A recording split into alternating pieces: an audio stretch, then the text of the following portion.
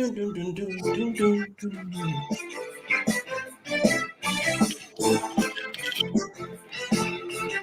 up? What up, my guys? Welcome to another show, man. NBA Talk with Jay, the Shark and Jay show, man. We back with another day. My guy, Absolute Red Hot. We're cashing, man. We're cashing props. The Pacers still bad. Sun, Smack City, all type of stuff. Shark 3-0. I'm riding with my guy, man. Rest here. It's simple. We're riding with Shark till the wheels fall off. What's up with you, Shark? Everything cool with you? Absolutely. December 30th, 2021, second to last day of the year. And you know, when I started my channel, of course, we're collaborating now for eternity. I love to do it. I said 9 words of lifestyle: ride the wave we got out of the water. All that means is the water's the game, the playing field. Don't get out of the playing field because we dominate long term. It's lifestyle shit, man. I don't even like the word heater. Heater means you're getting lucky in a casino. You're supposed to cliff dive. This is lifestyle shit, man. Get ready for the life.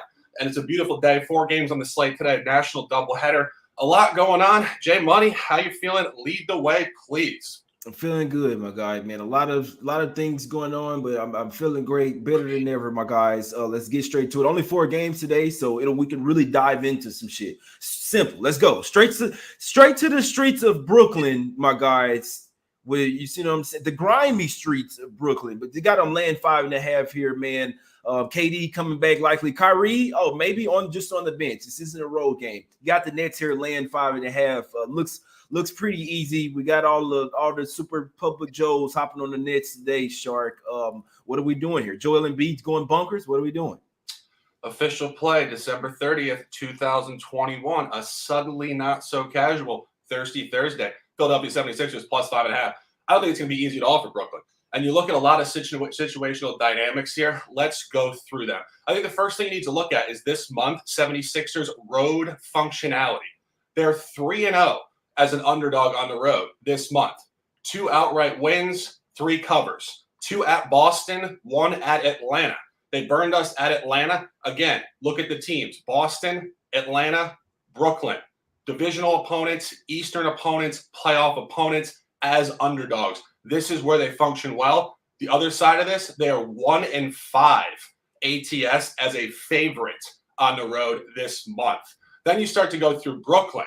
Brooklyn coming off a road trip, 0-4 ATS in game 1 coming home. Outright loss to Charlotte early season. Blowout loss to the Warriors, which we had correctly.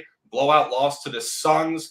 And a non-cover 131-129 to the Raptors in overtime. A lackluster game there, which we suggested would happen as well. As Jay mentioned, Kevin Durant back in the lineup. Growing pains exist even for the best players. They come back. They're not in flow. The group's not in flow. The group had gotten into a good flow in the Crypto.com Center the last 2 games on the West Coast. And then you start to go through the matchups and the lines. The lines don't matter with these teams. It's more so who's motivated and what's going on. You go back to last year, the Sixers went into Brooklyn in the first game of the 3 in the regular season and lost outright in a Ciroc on Ice game. Nobody played for Brooklyn, and Philly laid down. What just happened? Philly just laid down in Barclays to a very lackluster roster. In that particular environment, they came home in the revenge game and blew them out in a 7.5, 124-108.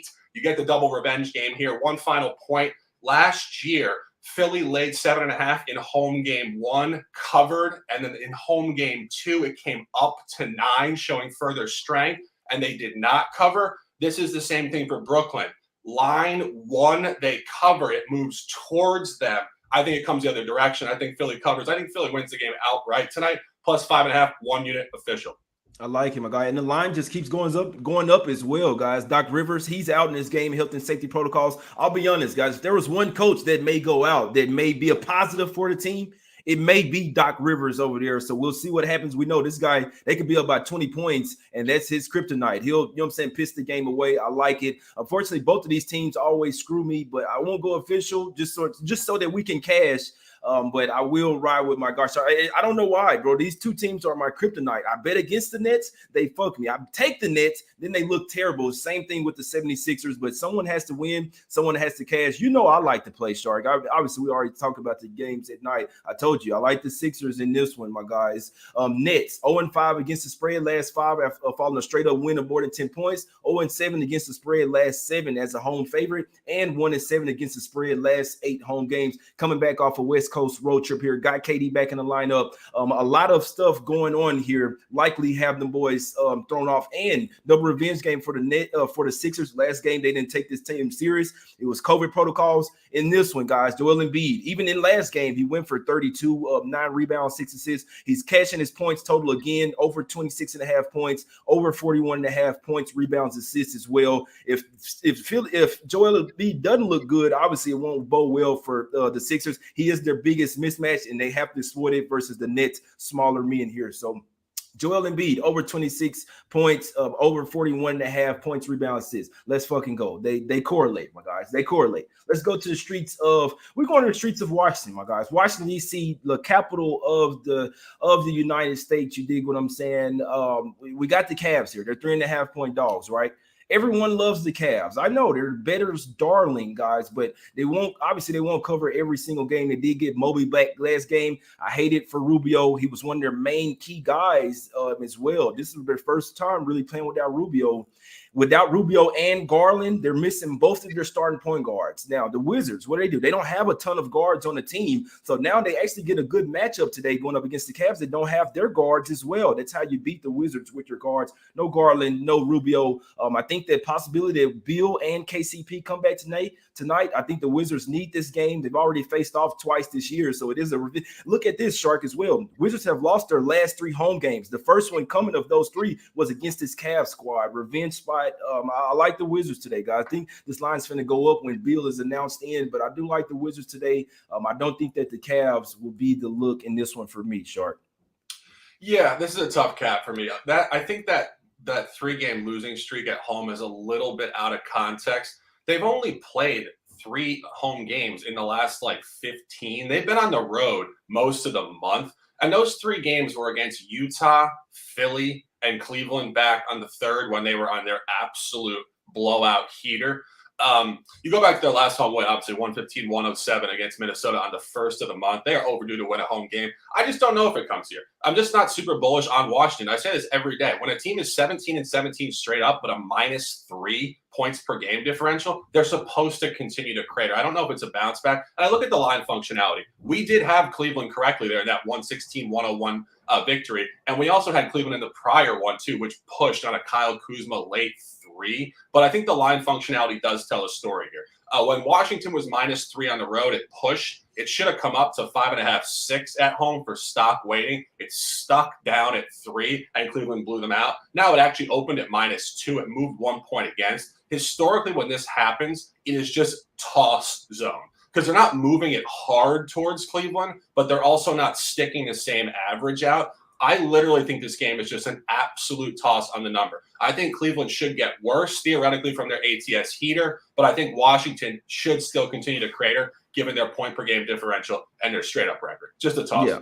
No, I'm with you. And I do think this line shows strength for the Wizards for the simple fact that the Cavs have been readjusted by the books, right? So we see the Cavs with all these crazy numbers where after that 30-game mark here, they know that the Cavs the best against the spread team in the league, cleaning them up, right? They've been killing the books. Everybody hopping on them, well, other than versus the Pelicans. But you see this. Soon as Rubio went out, that's when they literally were up 15 points and ended up losing the game by 4. I really do think that Rubio means that much to the team, especially when Garland's out there. But like I said, I'm not even really supposed to be talking about I said I wasn't going to talk about the injuries in this game because I don't think that matters. I think simply put that the Wizards are due to come up, especially at the house. They hadn't had a ton of home games as well. I think the spot sets up well for them, especially with the key guys missing with the Cavs. And I always say this, the Cavs, with all of their players, they do it collectively, guys. The collective effort. That's the way the Cavs, no real superstars over there. They do it collectively. So when you got guys starting to drop down, that's when you see a mix-up over there. I think the Wizards are live to win this game by double digits, my guys. Let's go to the next game. Let's go to the streets of Orlando here. We got the revenge spot, the quick home and home. I know it's the Bucks. I mean, you see last game, they were up by 30 points and still almost pissed away the cover, guys. This is what Giannis teams do. I don't know, the backroom conversation, whatever, but I could see a backdoor cover from the Magic here. You see Franz Wagner go absolutely bonkers in that last game. But unfortunately, they got even more guys out. Hassan Sonny Gravett, he was their starting point guard last game. He went out in health and safety protocols. Now Robin Lopez, you know what? I don't think this game will get played. I don't think that the Magic will have enough guys after losing 2 more. They only had like 9 guys. So unless they sign some guys off the street, we may be talking about this game for no reason, but it's Magic or nothing for me. I would only look towards full game in this one, though, Sharp.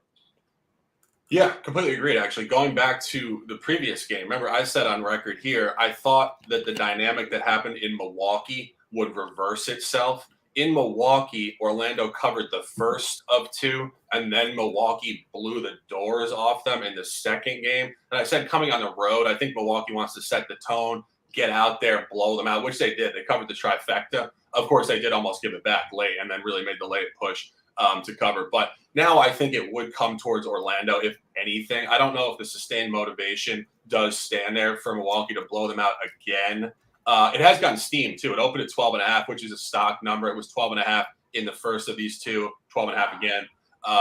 Obviously steamed up, which makes it even more difficult to cover. Definitely nothing official for me here. I think this is probably sharp. And again, we talk about this all the time. This has been 3, 4, 5 years now of Giannis and the boys just doing what they do.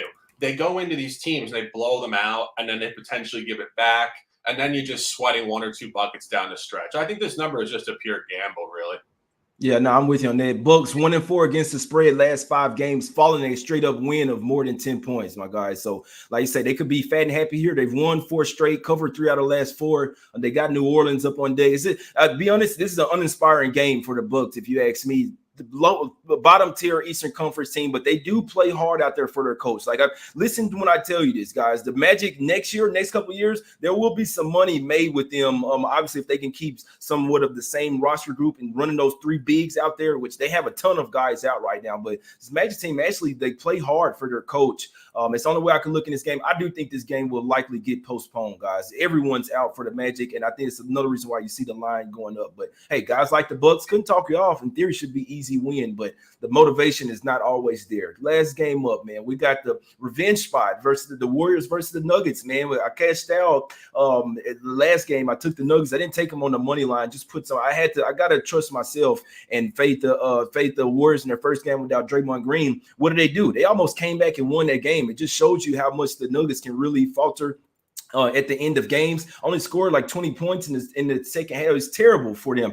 Now their coach is out, Shark. This is one where the coach being out actually means something. Bones Highland, Najee, and Jeff Green entering protocols as well. I said it last night. I'll say it again. I like the Warriors in the first half in this one. Obviously, going over there to Denver in the second half, things are always sketchy because you're in high altitude. But I think the Warriors will come in here and bring that momentum that they had from the second half into the first half of this game. And you usually want to hop on the first half as well when it's that home and home, you know what I'm saying, revenge spot. And they get Jordan Poole back.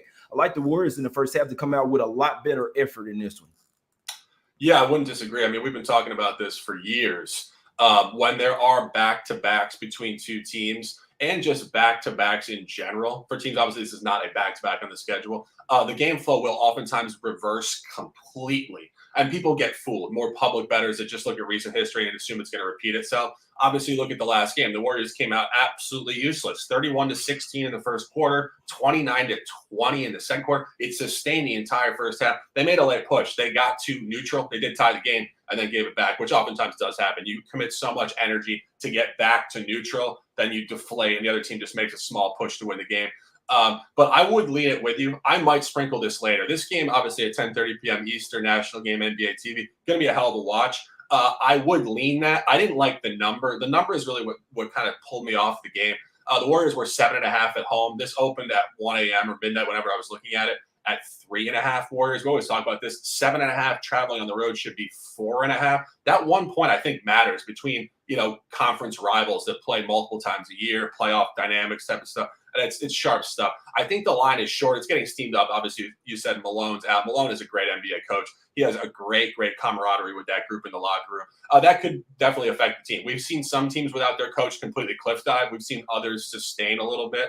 But I think, if anything, it would be a cliff dive environment like you suggested. I would lean the Warriors here. I might sprinkle. I think early is better than late because of that situational flip, game 1-2, more of a focus point. We cannot come out on the road down 20 points in the first half. It's a great look. I might finalize that later. but nothing Yeah. official for me now. No, I'm with you. Yeah, it's always say, guys, there's plenty of time before these games. There's no real rush to bets and game. Obviously, if you know a line's going to move, then you may want to hop on it early. But even still, their best player, best couple of players could be out. Health and safety protocols. The coach could be out. Anything can happen, guys. So I wouldn't talk anyone. We just here trying to get some cash, help some people get some cash. I wouldn't talk anyone out of waiting to the last minute when you know that everyone's in.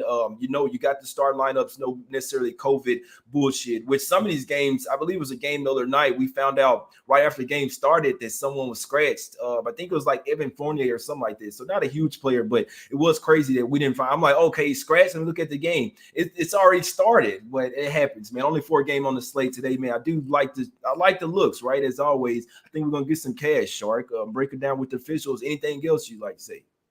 Not too much. One official, Philadelphia 76ers plus 5.5 at Barclays. All points and boxes are checked for this on both sides of this game. Discussed in full detail minutes, I believe 1:30 through about 5:30. We will share this. Shout out to Jay for getting hired by Wager Talk. We're staying on the show. Don't worry, the show is not going anywhere. We're going to make it only better production, better features, probably more time, more shows. So we appreciate how you guys are interacting with us this entire calendar year. 1 of 10, 20, 100, hopefully. We're in the beginning. The beginning is right now. An opportunity to dominate. Jay Money, close them out. Yes, sir, man. We're gonna definitely keep it going forever and ever in some type of way, no matter what, man. Definitely my brother from another mother. We're just trying to get some cash and we're trying to help everyone else get some cash as well, guys. So if you can hit the like button, hit the subscribe, all that good stuff. We're going up, guys. We're not stopping until we get 1 million subscribers, and then we're still not stopping. It's simple, my guys. Let's go. I'm riding with my guy here. It's simple. So for me, what I had written down: Wizards, 76ers, Magic, Warriors first half. Joel Embiid props, guys. Simple. He's going bunkers, win or lose. He's going bunkers, and I definitely think it correlates with the Sixers winning this one. Double revenge. They know that they need to win this game. You can't let these guys beat you 3 straight times this year, especially you may meet up with them in the playoffs. You got to send some type of message, my guys. I think they're going 4-0, guys. I think they're going 4-0. Let's get some cash. 6-0. Joel Embiid points over 26 points, rebounds, assists, 41.5. Let's go, my guys. We appreciate everybody for tuning in. Go and follow my guy on Twitter right now at Sharks and Sports. You can follow me as well at J Money is Money. We out, man. Let's get some cash. Let's go get some more championship rings.